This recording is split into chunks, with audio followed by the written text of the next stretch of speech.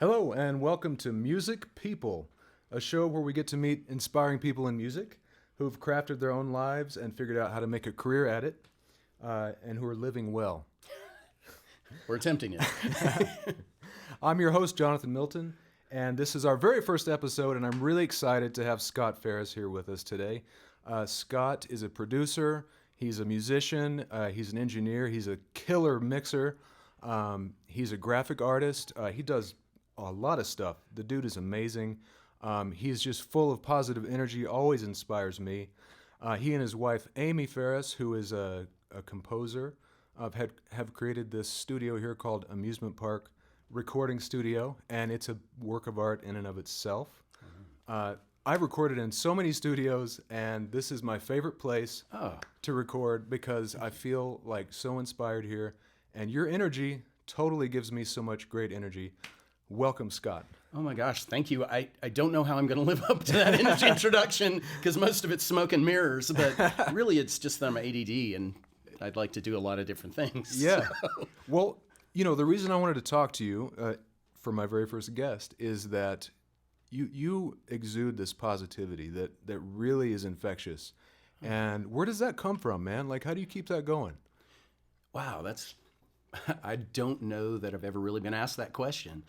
You know, I think some of it is, there's a couple things. One, that there's a piece of me that's really grateful that I get to do what I love. And so while anything you do can become a job, I mean, there are days that I'm recording and I really would rather be home, you know, playing with my grand dog. My daughter just bought a dog and he's awesome and I love, that kind of thing or whatever.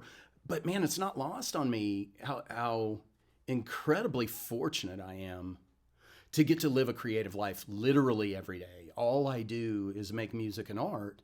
And there was a huge struggle. And I'd love to say that inside I'm always sunny and happy and all of that. I'm not. But when I'm getting to work on something like this, man, I roofed a barn one summer. I promise you, my worst day doing what I do now is better than my best day roofing. Totally. So I think that has a lot to do with it. I'm a person of faith as well, and I think that has a lot to do with it.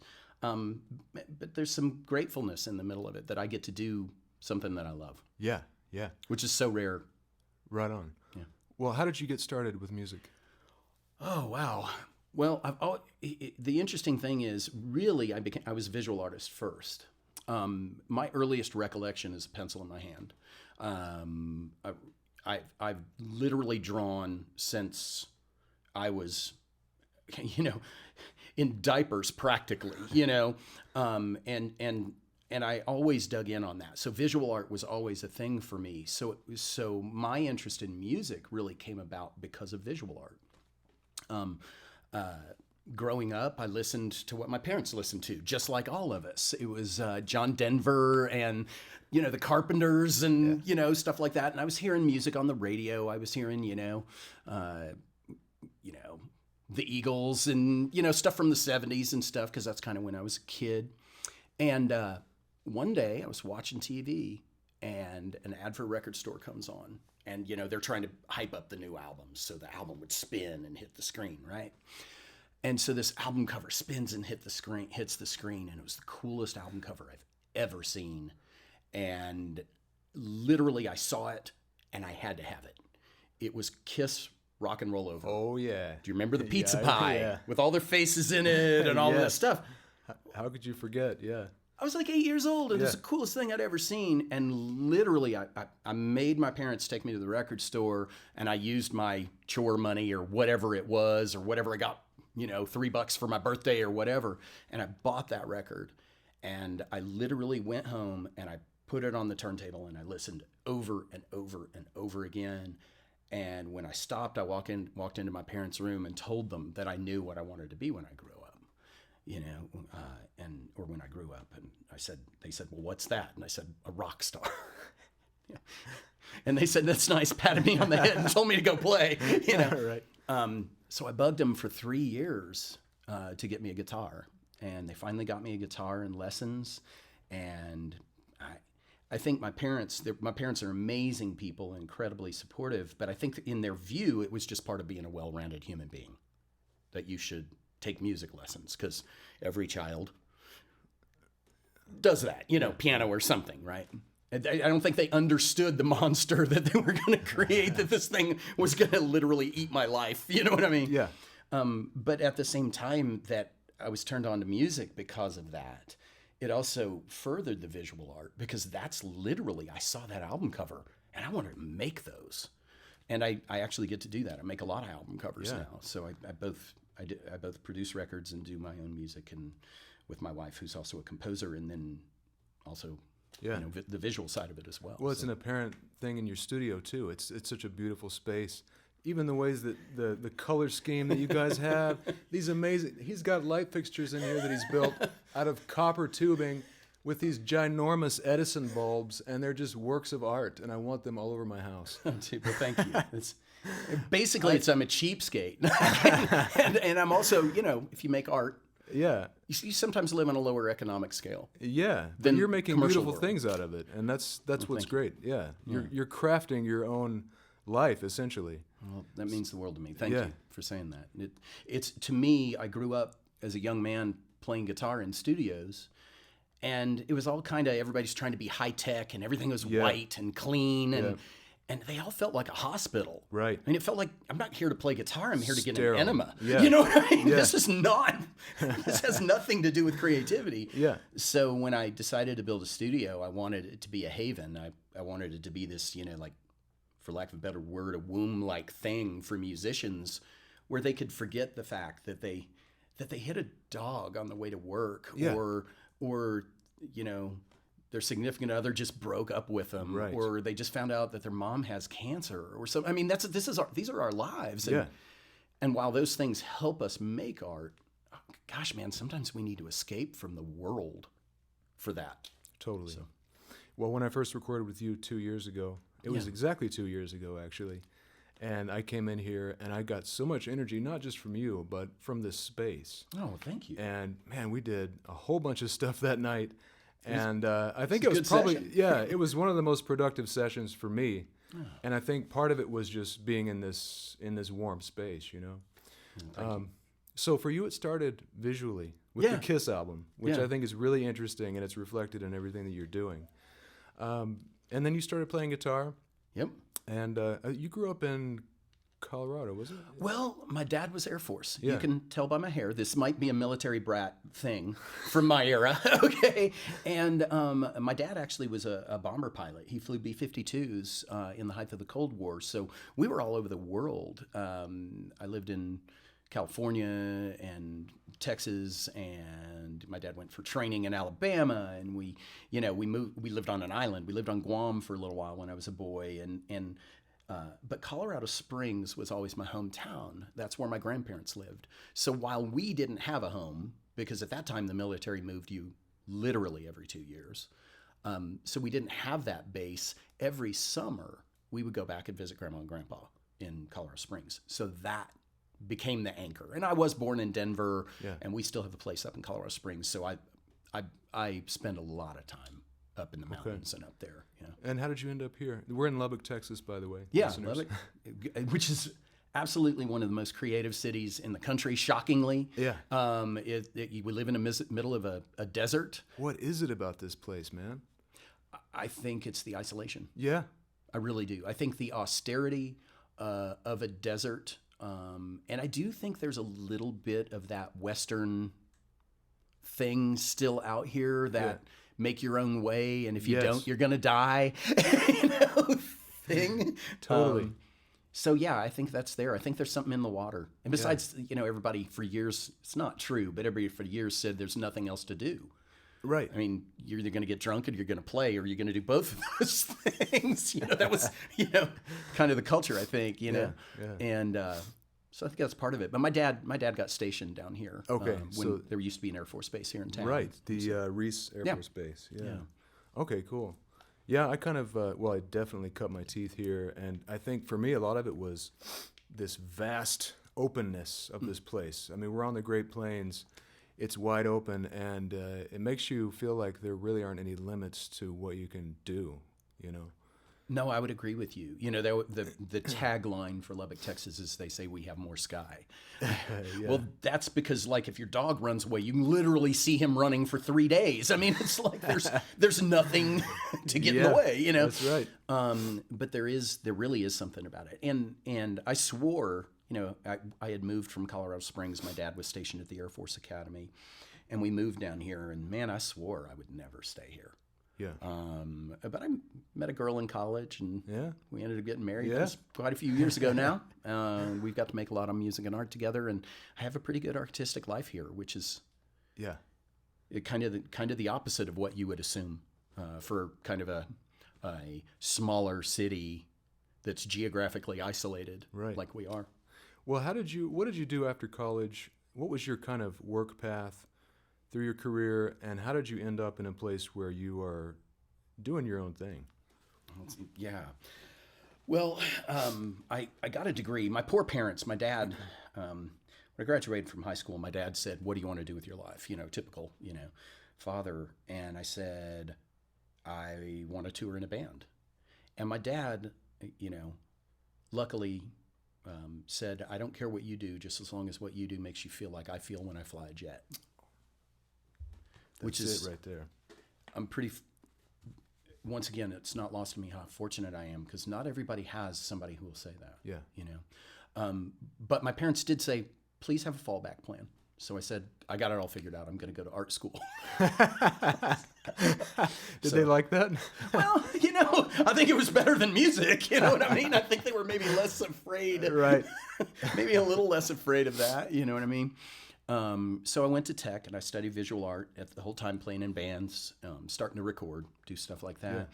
And my wife and I, when I graduated from college, we got married right after I graduated, and we started kind of an odd thing. We actually we had a musical group, a band. It was a rock band that actually toured in the public schools, and we actually went around the state and did drug prevention programs, which was really kind of an odd thing. Yeah. But it was an incredible thing. We had 1-800 hotlines to help kids that were struggling with addiction, and it really wasn't a thing about being judgmental. It was really a thing about, you know, helping folks manage that tumultuous time period. You know what I mean? Yeah. And so it was a really great thing to be a part of. And Amy and I did that for about the first 7 years. We released one record under that, and then it came to an end. You know, all good things come to an end, and we got together with the drummer, and it was just one of those things. We were kind of the three primaries of that band, and we decided, you know, it's time to end this. So Amy and I knew at that point that, you know, our music had been really focused more on a message at that point. It was trying to reach people, you know, reach youth and stuff like that. And at that point, we really wanted to go into music for music's sake, art, and make art. And we knew we needed to take some time away from that, because what we were standing for was very important at that time. And so if we had been doing that and showed up in the bar literally the next night, there's a little bit of an issue there. And probably for us spiritually at that time too. So we stayed out for about 2 or 3 years, and I started doing graphic design, and we just had our first daughter, and we were still playing with some folks. You know, we'd sign on with a guy to go do 2 weeks, you know, down at Padre or something like that, you know, and go play for other folks. But the whole time we were really wanting to do original music. That's all we've ever cared about. Yeah. And so we started writing, and this is probably around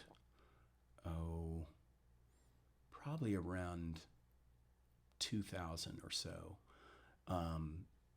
that we decided it was time to do it. And we put a band together called 100 Love Sonnets. And one of the best bands, arguably the best band I've ever been in. And we started doing clubs. We were playing all over the place, and it kind of blew up. And, you know, we were doing the motorhome thing and traveling every week. And all in. Yeah, all in, yeah.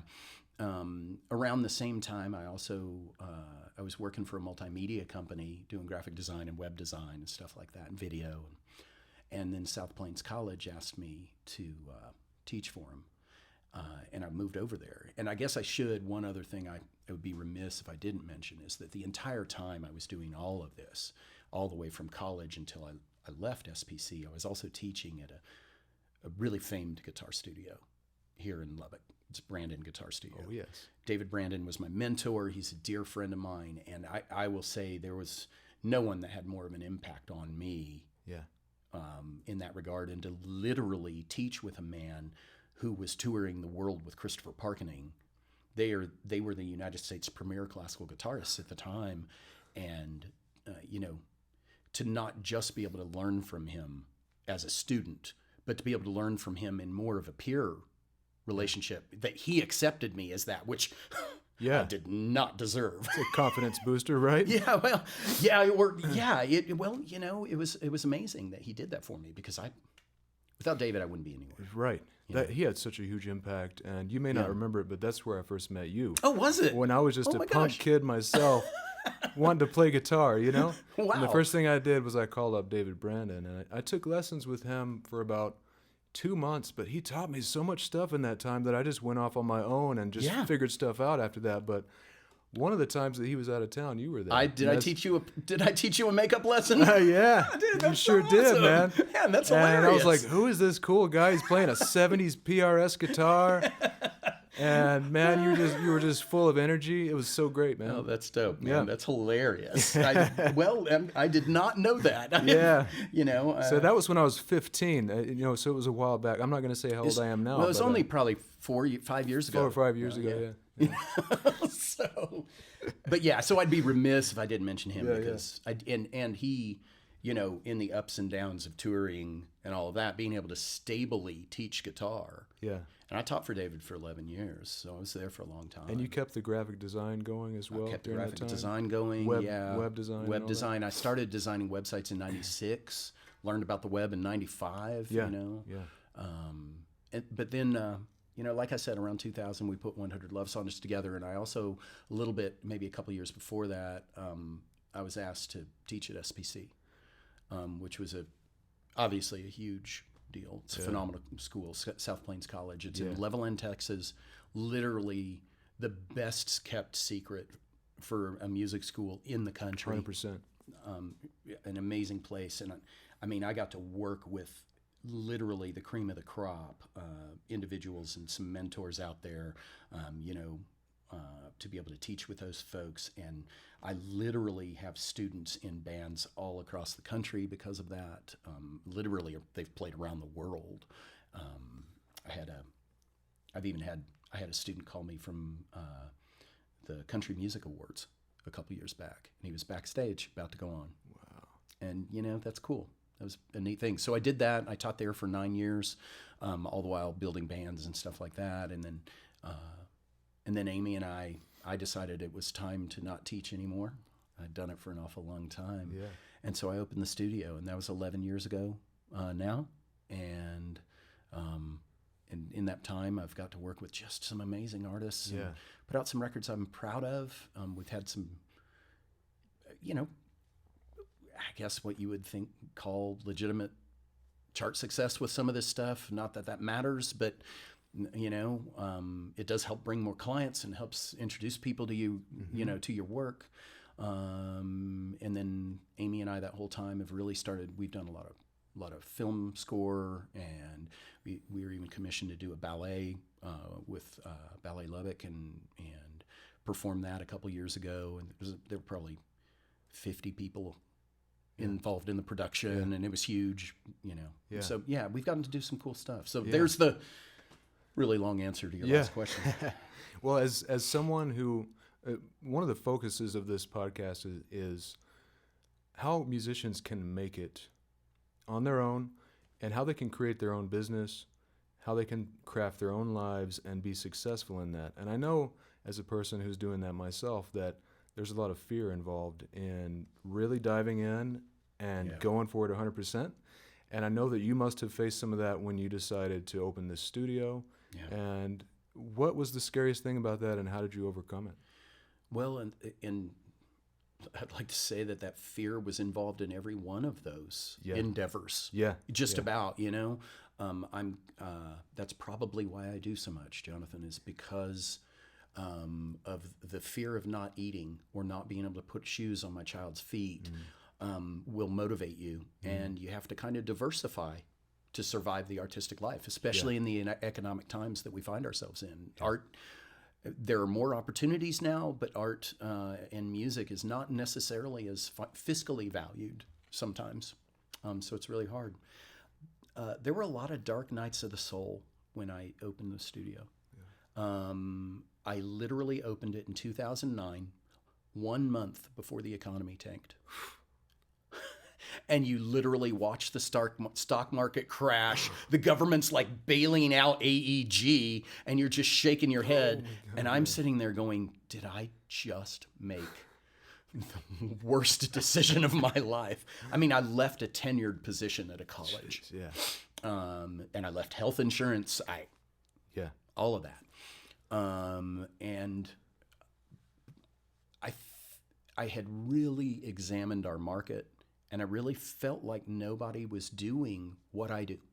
Nobody was providing the service in the unique way that I was doing. It's not that people were doing a bad job, because they weren't. They were doing a great job, but I felt like I brought something to our community and to record production in our community that was unique because of all those things in that sordid, long history. Yeah, what are the unique things that you're bringing to the table? First, passion. Yeah. I love this. I would rather be in a recording studio making a track than near anything in the world. And that's why we get along so well. Yeah. Well, this whole thing, it's a big toy to me. I mean, it's just like I'm a kid playing with Legos. Yeah. Yeah. You know, it's just drums and bass and guitars and loops and weird noisemakers now, you know. And also, I found, you know, for instance, when I taught, that I don't know why, but for some reason my students were inspired by me. And to be honest with you, it's still sometimes to this day a mystery to me why that is. But there just seemed to be some thing that happened when I worked with people and we're making art that we were able to work with each other and elevate the thing that we're working on, the piece of music or the piece of art, and make it better than either one of us probably could have done by ourselves. You know what I mean? I really believe in that kind of amalgamation of a team thing. You're elevating each other's energy. Yeah, iron sharpens iron. Yeah. And it's the only way that happens. You know, that doesn't happen in a vacuum. And the other thing that I think I bring to the table is I'm brutally honest in love. If it sucks, I'm just going to say it. I'm going to go, hey, that part wasn't any good. We need to retract that. I'm not going to pull punches. And there's some people that may not want to work with me because they don't want to be told the truth, and I'm totally okay. I don't want to work with them either. Totally. I want to make great art. I don't want to half-a anything. I'm dead serious about this.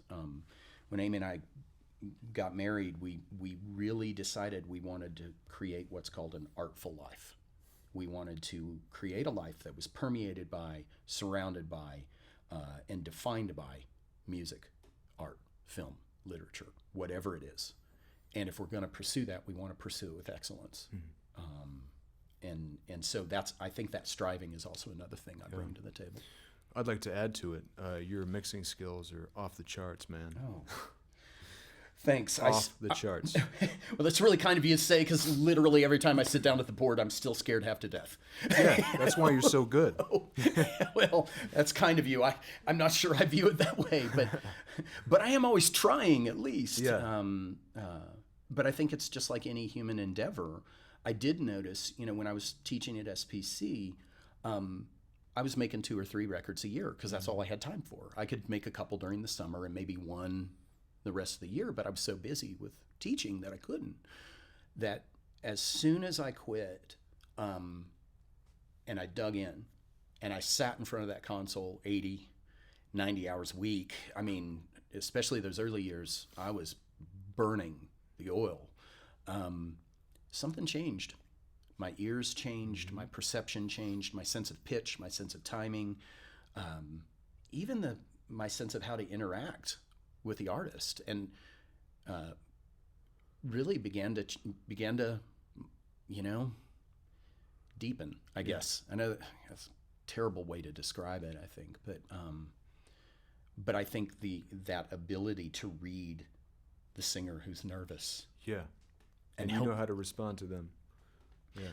Yeah, like little microscopic details. Like if a singer's nervous, there's a super easy trick. I know this sounds so silly, but if I listen through headphones, if they're in hearing headphones and I put headphones on, they feel safer. I don't know why, but it happens every time. Wow. Every time I put the headphones on, they relax. Also helps turn out the lights, burn candles, you know the drill. Burn some incense. Absolutely. It's 24/7. This is a little hippie joint. You know what I mean? So. Yeah. Well, I think about the concept of musicianship a lot. Yeah. And I know that you do too. And I'm curious for myself and for the listeners, how you define musicianship. What does it mean to you? Oh, that is such a great question. I think there's two tracks that I would address that with. One, there's the concept of musicianship that is skill-based.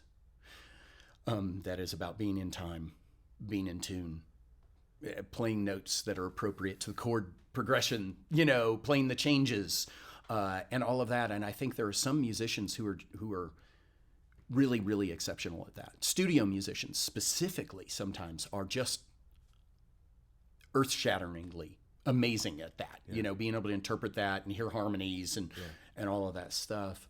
And so I think one side of that coin is the skill level and the experience of the player and the ability to deliver on whatever instrument they're playing. But for me, more importantly, is the uniqueness of that person's soul, their heart being able to come out through their instrument. Yeah. There have been hundreds of musicians who I've worked with who would be considered on the lesser end of the skill scale, okay? But they have something so unique, something that is so intimately them, that it turns me on every time. That's what I gravitate to. All of the music that's my favorite music isn't the hyper-technical, really gymnastic, amazing. And those players are incredible, but that's not the stuff that draws me in.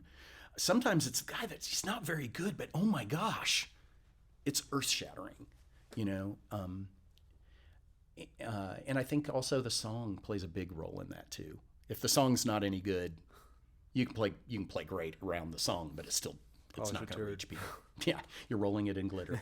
You know what you still get on your hands. Yeah. Well, for me, it's about playing from the gut, Agreed. And honestly, when I'm listening to music, the stuff that I'm really drawn to is the stuff that makes me feel something. Yeah. Right? Absolutely. I mean, there's amazing technical players, and I'm just like, whoa, that's crazy, but when I feel something, then I know that person that's playing it is also I'm feeling their energy. And as a musician, I feel like we're always trying to tap into that, playing from the gut and getting out of your head, because your head doesn't know anything about making music. It's all down here. I mean, you learn with your head. Yeah. But it's like the more that you can forget about yourself and just listen to everything around you and interact with the audience and just play from down here, the better that your message is going to come across. Well, when we transcend, because there are moments as a musician that you somehow enter some other state where, it's deeper than you're just playing that night. Yeah. That's always how it's happening. Your head is out of the picture. Right. When you're, to me, when you're learning, you're thinking about it. When you know it, it happens. And a lot of times there are accidents in those moments that happen that make it even more magical. Even better. And you're right. It's that same thing. If it's not coming from the person's heart, the uniqueness of them, because that's part of it. It's when you're playing, which I've heard countless times in your playing, having recorded you and you know what I mean? And we have common friends and all of that stuff. you play that way. And that's what makes your stuff great. That it's not math. No. You're not sitting there counting numbers in your head, clicking through the puzzle. Right. There's when you can put that stuff away and get that direct line into that emotion. Yeah. I think that's where real stuff goes down. I was thinking about Joe Cocker this morning. Yeah, who passed away recently. He did, yeah. And because I was thinking about the concept of using your whole body to play, which for me, when I'm not quite in the gut, I'm thinking about what I'm doing too much, I start moving my body more. And that gets me into the it gets me into the feeling. Yeah. And I started thinking about Joe Cocker, man. And the way that dude would move, he'd sway around, do those crazy hand motions. Eyes are closed. Eyes are closed. Yeah, it was that dope. dude was singing from the depth of his soul, from the depth of all human experience of all time. Yeah. And because of that, and he didn't care if he was sounding perfect or not. Yeah. He was playing from the heart, man, and he would just level an audience, Yes. So I think that's where it's at. Yeah, and I'd always rather hear somebody go for that and fail than be safe and perfect. Yeah, in tamped quotes. down. Yeah, I don't care about perfection. It's pretty overrated in my book. Super overrated. Well, it's probably because I could never attain it because I was never that good. Right? You and me both, man. It's just what it is. Yeah. So. Yeah, but then you learn how to play off your weaknesses, really, you know? Yeah. And some of the coolest stuff I've ever come up with is because I flubbed something. You know what I mean? Yes. Yeah. Well, and I know for me, as a player, when I was growing up, everybody's doing these fast arpeggios and all this stuff, and I just couldn't pick that fast. 80s. Yeah, so I had to learn how to make one note sound okay. Yeah. And hopefully choose the right note. There were plenty of wrong ones, still are, but it was more about translating that emotion. I didn't care about the gymnastics of it. Yeah. And I still don't. I think that can be a tool. I think that can heighten emotion in a moment. But gosh, if you do that all night long, man, I'm tired. Yeah. I'm done. It wears thin. Yeah. Who is someone that you would think of as, or I guess who are some of your biggest influences musically? Probably the first honest guitar influence was probably John Denver, because I was outside of the Mel Bay series that my teacher was taking me through, occasionally give me a song and I'd, play Grandma's Featherbed or, Rocky Mountain High or, Great stuff to learn when you're starting out, man. All open chords. Yeah. It's super cool. Yeah. Melodies are good. I can't sing for crap, but I could learn those songs. So that's probably number one. Kiss was an influence, which I look back now and go, probably could have chosen a better band, but I still love. There's such so cool. They did, and they breathed fire and spit blood. It was what's not to like for an 8-year-old boy. You know what I mean? Probably the first guitar hero I had was Rick Emmett from Triumph, which is a band that I started listening to really in the late 70s. Yeah. Really loved that guy because he would put classical influenced acoustic guitar pieces on every album. And so I'd go into David and go, help me learn, this piece. And so that was probably the bridge for me into other music forms on my instrument, as opposed to just playing rock and roll, you know. Eddie Van Halen probably early on, because I thought I wanted to be him. That later faded because I'm not and can't. So that answered that. I got into Eric Johnson for a long time when I did go through like a hyper technical phase, but his stuff was really more about his tone. Yeah. Because it was just gorgeous. Yeah. That was the first time that I really experienced the possibility of what the sound of an electric guitar could do. Yeah. And that opened me a lot. Okay. Then it went raw. It went into people like Lenny Kravitz, went into bands like Foo Fighters. Love the Foo Fighters. Nowadays, the stuff I'm really into is stuff like Alabama Shakes. God, it's just great stuff. Yeah. My record collection literally goes from Chet Atkins to Frank Zappa and everything in between. So I'm going to pull stuff from anywhere. But those are some of the big ones. Yeah. Now it's really more the gestalt of how the band sounds. I'm less guitar centric. Yeah. I used to be real guitar centric, and now I really think more globally. Well, I remember when I first heard you perform, the things that I remember that are really super great about your playing is your tone. Oh, thank you. And your melodic sense. Oh. And the band that you and Amy had at that time, what was it after? Do you remember when that was? Was it Meltdown? Oh, Meltdown Morning. Yeah. That's what 100 Love Sonnets kind of morphed into Meltdown Morning. Okay, I thought it was something like that. It was the same group of people. We, went through the stupid name change because people could never pronounce their name right. They'd go 101 Love Sonnets. We live in West Texas. Texas. Yeah, it is what it is. Yeah. Hindsight, I think the name change was a mistake. We should have stuck with it. It was great. But it was a really great band. Well, you guys were incredible, man. I saw you play outdoors one time, and just one time. Yeah. And the hooks from those songs are stuck in my head to this day. Oh, They'll wow. just pop in my head sometimes. Super kind of you to say. Yeah. Some of those might have been mine. I'd hate to take credit for all of that because my wife is a genius melody writer, man. She just is. And she gets the hook thing on a level like nobody's business, man. It's a really rare gift that she has. But we were also a good team. We've played for so many years together. We know how to weave. Yeah. The Rolling Stones always talked about that. You know what I mean? That there's this, if there's two guitars and keyboard in a band or whatever, you can't be playing the same thing, man. You gotta, and you also gotta know when to shut up. Yes. Which is really hard for some people. Me included sometimes. And me. The guitar player's disease. That's it. Fill all the space with guitar. Stop noodling. Yes, thank you. Oh man.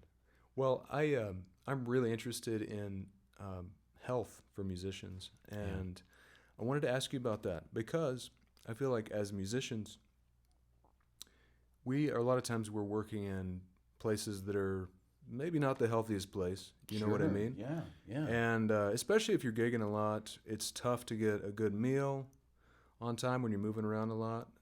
Good night's sleep's real hard to come by. The sleep. You end up eating some crappy food at the venue or something. Then there's alcohol, and you're kind of surrounded by all that, and then you're staying up late, and you might not sleep too well. And I think it's really hard for us as musicians to maintain our physical and mental health. I mean, there's a mental health epidemic amongst musicians, and I think this is a big reason behind it. Yeah. People get into music because they love it, but they're working in environments and in time frames that make it hard to stay healthy. It's true. What are some of the ways that you guys got around that when you were touring, and even now? How do you maintain a healthy lifestyle? Well, that's pretty fascinating because back when I was touring and we were playing bars 5 nights a week. We were hammering hard. You know what I mean? And at that point, I didn't even drink. I don't really know what led to that necessarily, other than I'm not sure I know. You know what I mean? It was just something that felt important to me at that time. I have developed a taste for whiskey nowadays, and I actually like it quite a lot. Yeah. But I'm also able to moderate those things. Yeah. Okay. And a lot of my fellow musicians struggle with that.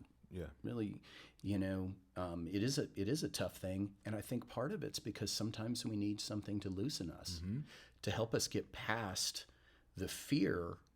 And I think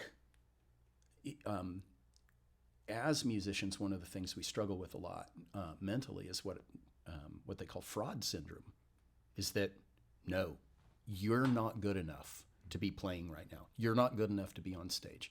You are not as good as XYZ player. You don't deserve to be here.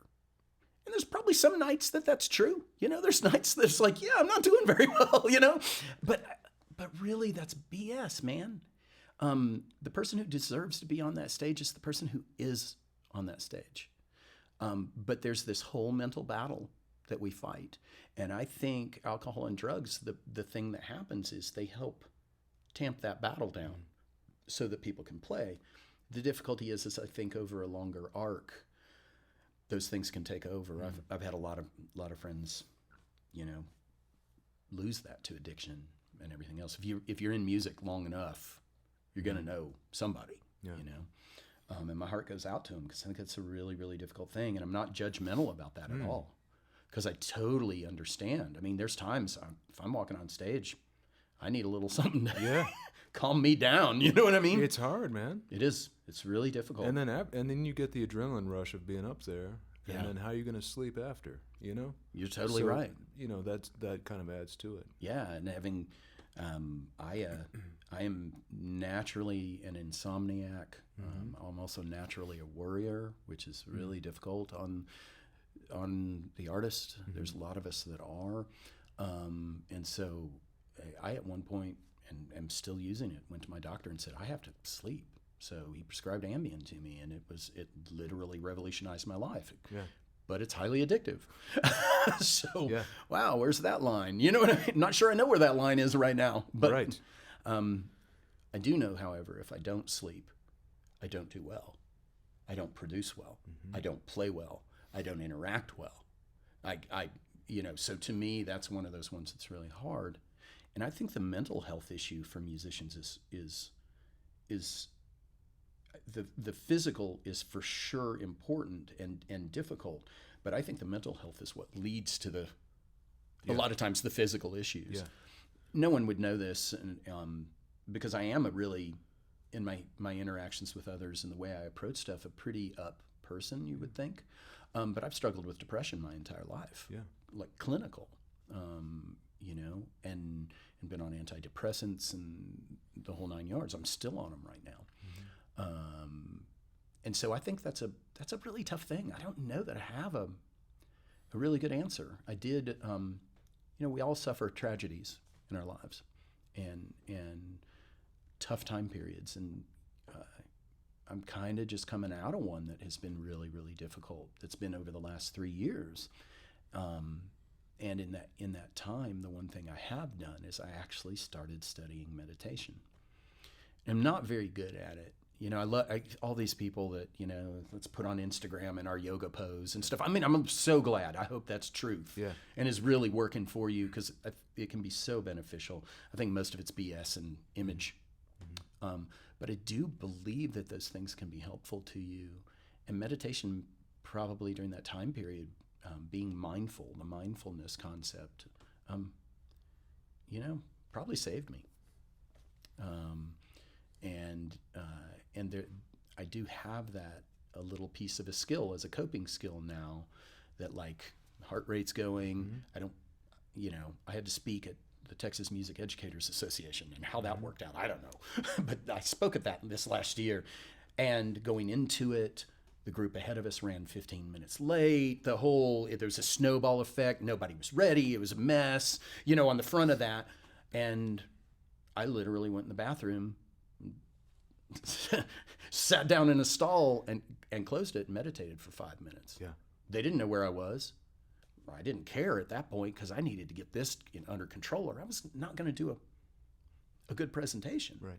So there is a skill, I think that has helped me, that I can do some breathing exercises and kind of I'll tell you what, man. bring that back down. Yeah, meditation has changed my life too. Yeah. In the last 3 years, actually. Yeah. And I've been through a lot of the same thing, similar, having depression or performance anxiety. I've had health problems that I've gone through and overcome. Yeah. I've dealt with substance issues just from being from Absolutely playing and being out there. Yeah, who hasn't? Right. And in that cycle, Yeah. because of, I don't know, all the pressure and everything. But but one day I knew that I needed to do something. I was also having relationship problems, and I knew that I needed to do something, to work on myself. Yeah. And the meditation, it started there, actually. And it just made me aware that most of this crap that's running through my head is not even real, man. It's just like made up shit that sometimes I'm believing it, right? And I'm latching onto it, and then there's a story. And I'm not saying that never happens, even still, but like, at least now I'm aware of it when it's happening most of the time. And also I'm aware of it when I'm starting to have some kind of fear about something. Yeah. I'm like, you know what? Okay, I feel my heart racing, but does this thing actually matter that I'm scared about? And is it even the truth? Yeah, is it even true? You know, there's a great speaker who did a TED Talk. Her name's Brene Brown, and she talks about, you know, she deals with intimacy issues and the concept of shame. And really what's we're dealing with when we walk on stage is we're going to feel ashamed if we do a bad job, you know? And so there's this huge amount of fear attached to that, you know? Yeah. And you know what? You're going to blow it sometimes. Yeah. It's just reality, you know? And she talked a lot about that. And it was real earth-shattering to me, just that concept. She talked about the stories that we tell ourselves. Yeah. Like if I have somebody that wants me to make a record for them, and I don't hear back from them for 2 weeks, the thing that goes on in the back of my head is, they found somebody else. They don't like me anymore. I must have done something wrong. I must have, you know what I mean? Those are those things that enter your head. And you know what? None of that was true. Yeah. They went on vacation. They're not thinking about me at all. You know, they'll get back to me. They get back to me 3 weeks later. You know what I mean? Right. That kind of thing. But we as humans, I think there's a self-preservation thing that we're always kind of looking out for the worst. Yeah. And you know, I don't think there's anything wrong with being prepared for things. I think that's really healthy. But when all you do is anticipate the worst continually, that's not reality. If the worst is going to happen, there's nothing that you're worrying about it can do to change it 99% of the time. Yeah. And a lot of times it's literally just a thought that goes through your brain, and those are going to just keep happening. But what I do invariably is I grab onto it, and then I sit and cycle on it, and I circle and I circle and go, oh my gosh, this person doesn't like me, or I did a bad job, or you know, whatever. And man, that's a vortex, dude. It's just like a vacuum cleaner sucking you down, you know? It is, man. It's wasting your time. Yeah. Yeah. And I'd love to be flippant about it and say that's easy to manage. Oh, just breathe. You know what I mean? Right. We both know that's bull. Not easy. Yeah, we both know that's BS. I think the key is just being aware of it, you know? Agreed. I mean, it's not like you're going to always overcome it, because you're still going to get stuck in that vortex sometimes. And you're human. Yeah. But as long as you continue to just be aware of the fact that it's happening, that's really all you can do, you know? It's huge. Yeah. Yeah. Well, and identifying it, you know what I mean? It's like just being able to go, am I telling myself a story right now? Or is that really true? Yeah. Do I know that person doesn't like me and want to work with me anymore or whatever? Yeah. No, that doesn't. Yeah. Did they say that? No, just a thought. It's just you, man. You know what I mean? Yeah. So, and it's really interesting, you know, when you have a conversation like this and you find out how universal that is. Yeah. Among all of us, and it's not just artists; it's everybody. Right. You know, and I think if we could all kind of get over that and realize that, you know, and I think, you know, a real healthy thing to do. Amy and I have dealt with that before. You know, when you're in a relationship, there's countless stories that you say about the other person that you think they're thinking. Yeah. And that's the farthest thing. They were thinking that they wanted ice cream. And you're like, you know, imminent breakup, you know, it's in your brain, you know. And so to kind of support each other and go, hey man, is something up? Is there some kind of story you're telling yourself about what just got said? Yeah. You know what I mean? And kind of just talking it out. Yeah. Yeah. Yeah. Did your video stop, Nat? Can you start video on the phone, or did you? Okay, cool. Dope. Cool. She's good, man. She's got it going on. Thank you. Yeah. Thank you. So, what's it like being in a marriage that's a creative partnership like what you guys have? Wow, It sounds amazing.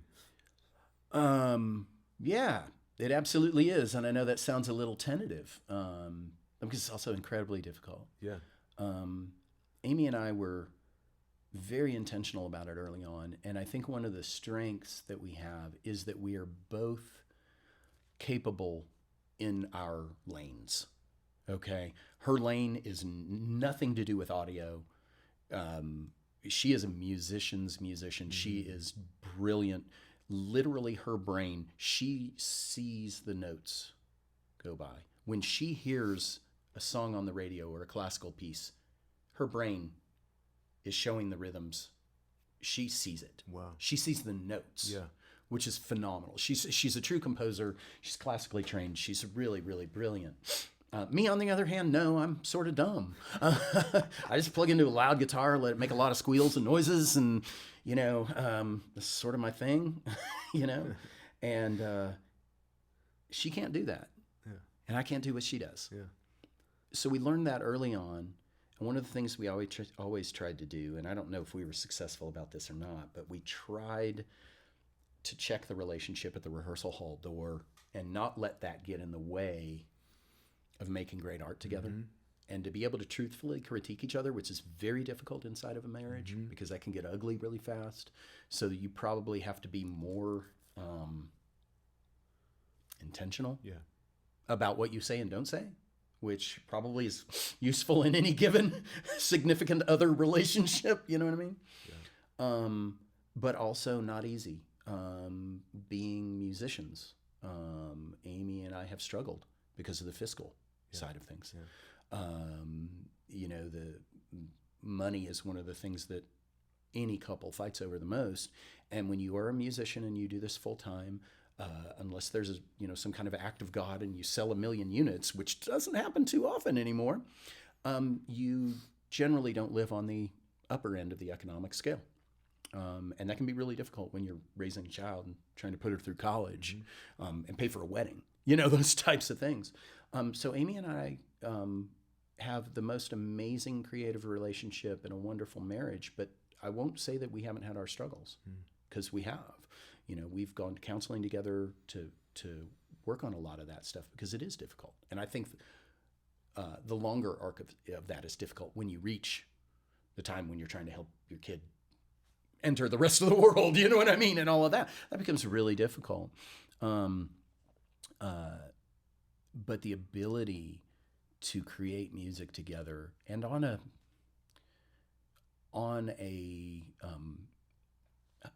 what I would hope is a pretty real level, we've been doing it together now literally for 30 years. And we've got a sixth sense about it. We don't get our panties in a wad when she goes, "Hey man, I don't like your melody here. Try this. There's a different rhythm that you could play right there, or don't play at all." Which I do. I am a guitar player, so there is that disease. But we've always kind of been each other's biggest advocates too. Yeah.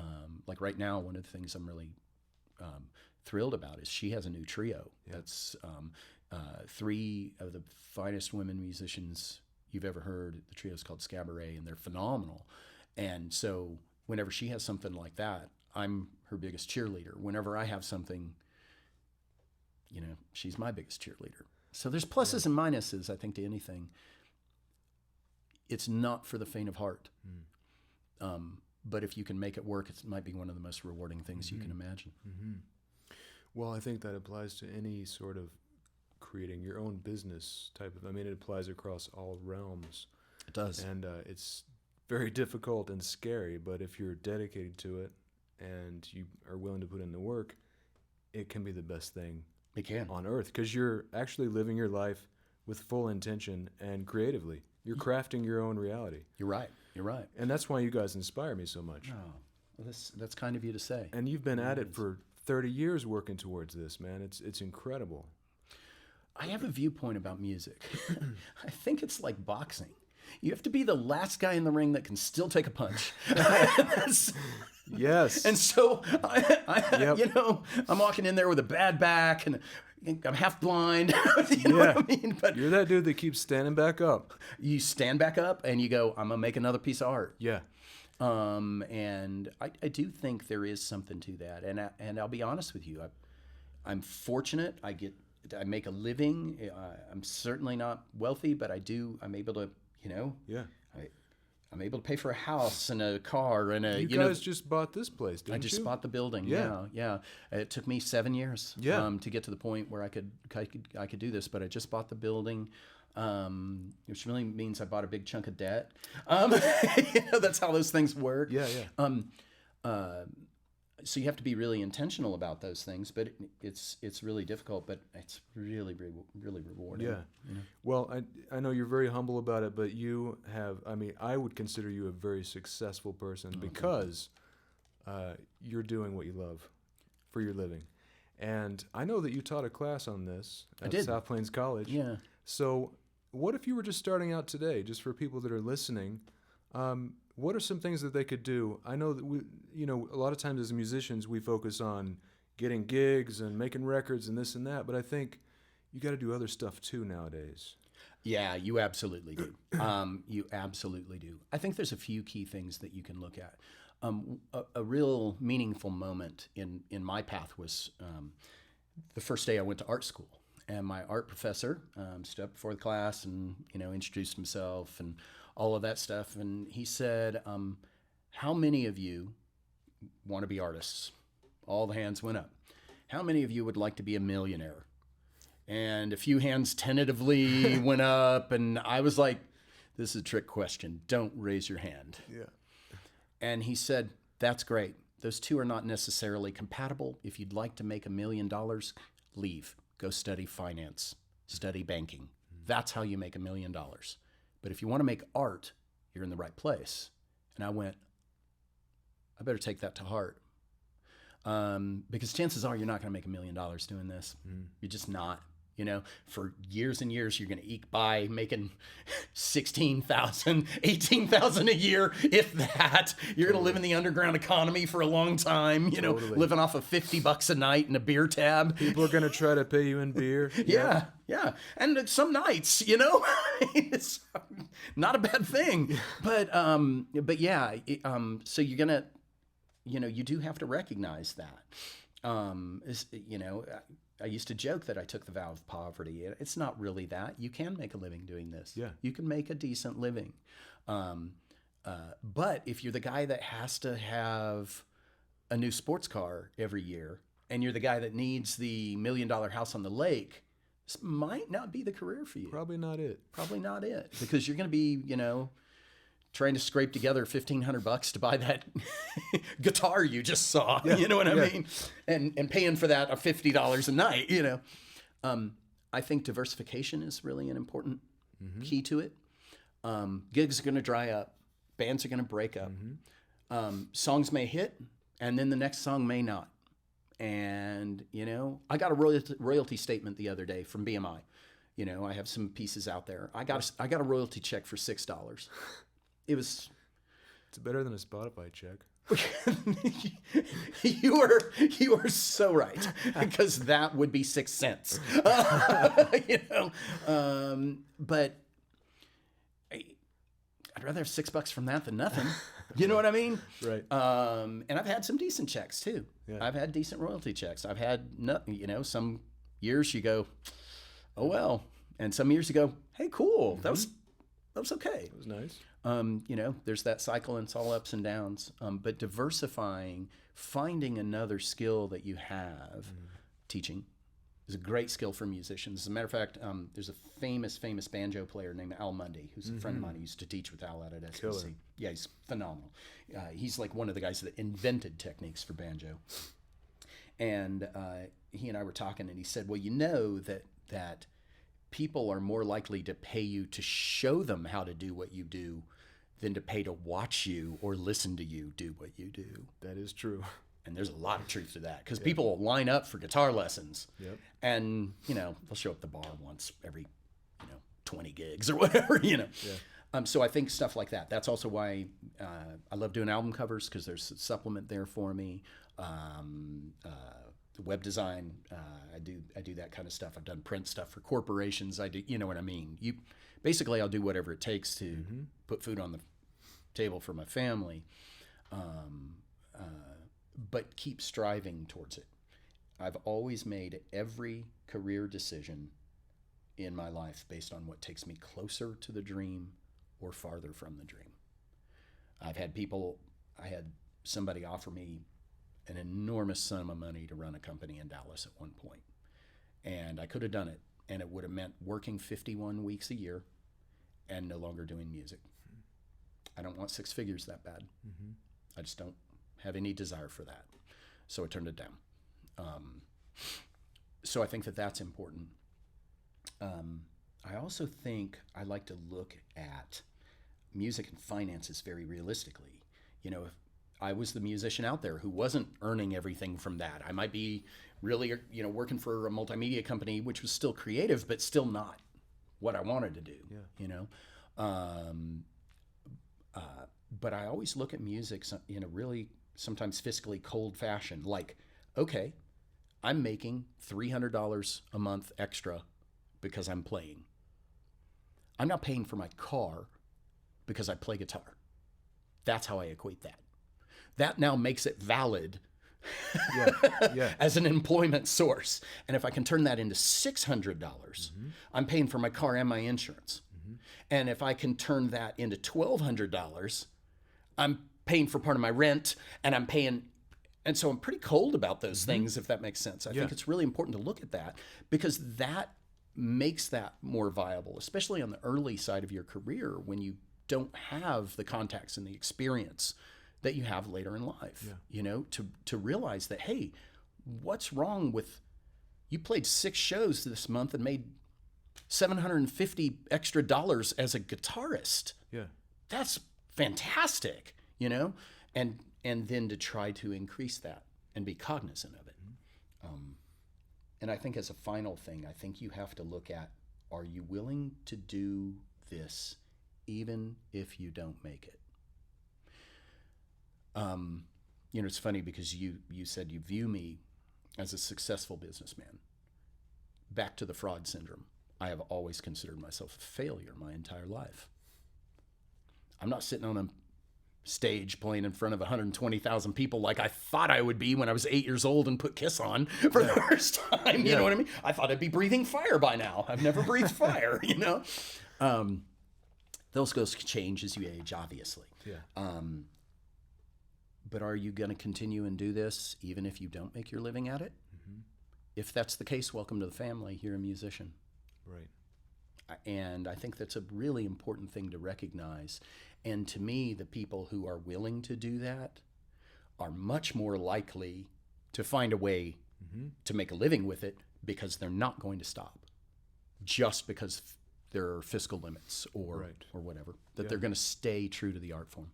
Well, a lot of times when we think about success, we think of it in terms of money, right? That's what our society tells us. Right. Money and fame. Yeah. And honestly, money is part of being successful, because you need money to get things, right? But success really is living life in the way that you want to live it. You're right. You know? And that's why I consider you guys so successful, because you're making a living at it, but also you're just creating art and doing the thing that you love and making it your job. It's, you know, it's very inspiring. And I want to kind of inspire other people to figure out a way to do that themselves.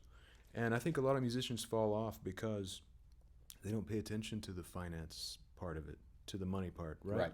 They're not accounting for what all they're spending, and they're blowing their money after the gig or whatever, right? Sure. And one of the biggest differences for me that really made a huge impact was tracking every single thing that I'm spending in this business, and tracking every single thing that's coming in too. So once I started doing that, I started making way better decisions and making more money as well.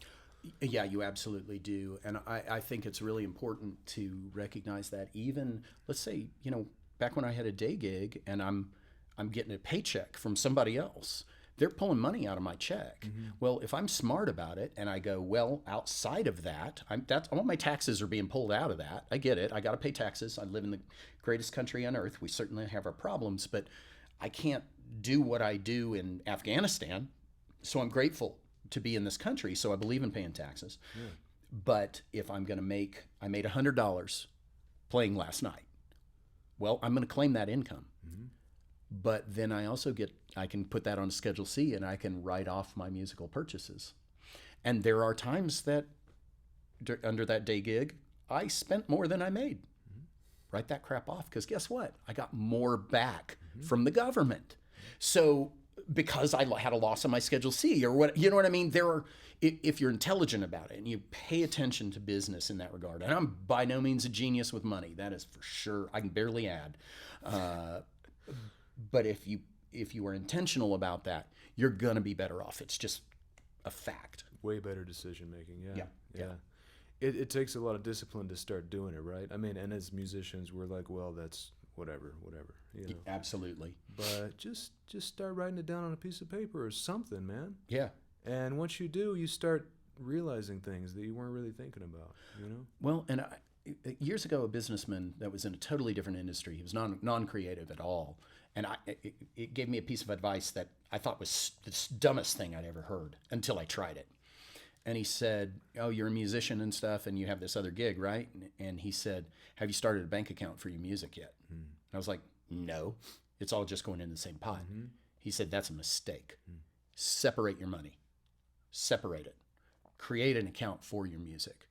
And you know what? The second I did that and I separated, here's my personal and here's what's going on with my business started to grow because I was paying attention to it instead of it all going into the same pot and it would just disappear. Yeah. And now I have to be intentional about I need to pay myself something, you know, out of the business, or I need to pay my employees. I need to pay my, you know what I mean? Right. Whatever, you know, the bills for the building. I'm now aware of what that is. Right. And so I think there is that thing of being able to put it on point and pay attention to it is crucial. That's a really simple thing that you could do. Absolutely. And another thing is you can think about paying yourself.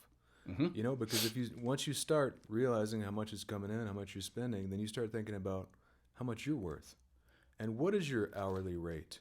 You know, right? And you stop accepting, you know, stuff that just isn't worth it. Yeah. That was a huge shift for me. I said no.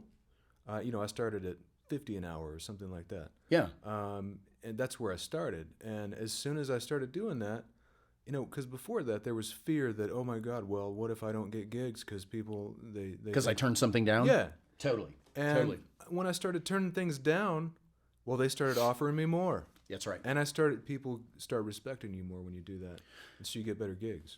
If you devalue your work, so will the rest of the world. It's not that you have to be. I certainly. I'm not a greedy person. I really don't care about money at all. Yeah. But if I don't earn it, I can't keep these doors open. Right. If I don't keep these doors open, there's certain people that aren't going to be able to create in the same way that they might be able to create here. And to me, that's important. Yeah. Not to mention that I want to create here. You know. So no, I agree with you. I think, you know, especially musicians on the front end have a tendency to devalue their work. And, you know, when you look at, I heard one time, I read somewhere that Elvis's band in the 50s, before he hit, was being paid $100 a man a night. In the 50s. That's still the going rate. And it's 2019. Right. That's pathetic. Yeah. You know what I mean? Yeah. But because there's always somebody out there who will do it for beer, they're devaluing the scene in many regards. Right. You know? And I'll promise you most of the bars, not always. Some of the bars really struggle. But when the bar's pulling down a $20,000 bar tab that night and they won't pay the band, a 4-piece band, $500 to cover sound man and the band, something's wrong. Yeah. You know? And those musicians really need to look at what they're worth, you know? I agree.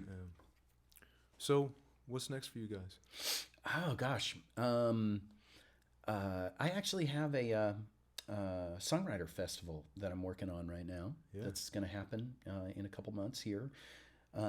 Amy is working with Yvonne Rocks from the ballet, and they're about to present a research paper about Click, which is the ballet that we just did. You guys composed all the... recorded and composed all the music for that? And actually performed it live with the dancers and everything. It was a pretty amazing performance. It was really incredible. I've never had my music interpreted by the human body before. And that was fantastic. So incredible to see that, you know, and real inspiring, you know.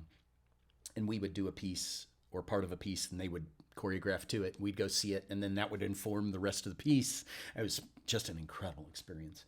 So they're doing that, and looks like, you know, Yvonne and Amy are hoping to, you know, that'll rear its ugly head up again. I'm still working on Metropolis, which is a Metropolis Electro, which is a new score that Amy and I wrote to Metropolis and perform with a 24-piece ensemble live to the film. And then Amy and I both have a lot of new music we've been working on. I've been writing up in Colorado, and and painting a little bit too. Yeah. Imagine that. Fantastic. Yeah. So nothing huge that I can talk about yet. Yeah. You know? Okay. But lots of little irons in the fire. Well, what about Scabaret? Where can we find them? Scabaret, they've really only played a few gigs thus far. We just recorded a live album with them here in the studio, which should be coming out here. We're hoping to get it out by mid-July, so that should be really, really quick. And then they're going to be playing up in Colorado, up in the Longmont Boulder area for a little bit at the end of July, and then in the fall they're going to hit it here pretty hard. They'll probably be playing over at the Blue Light. I've been talking to them, and so there's some great stuff, and it is phenomenal. Yeah. Their trio is just top notch. Yeah. Well, I heard some clips. It's killer stuff, man. And it's all original. It's all Amy's compositions. Yeah. They're phenomenal, man. Yeah. Yeah. Cool. Well, we'll have to get Amy on the next episode. She'd love that. Yeah. Yeah. It's been great, Scott. I've enjoyed it so Appreciate much. you, brother. Yeah, you too, my friend. You're an inspiration. Thanks for considering me. It's a real honor. I really appreciate it. All right, man. Okay. Next time. All right. Sounds good. Cheers.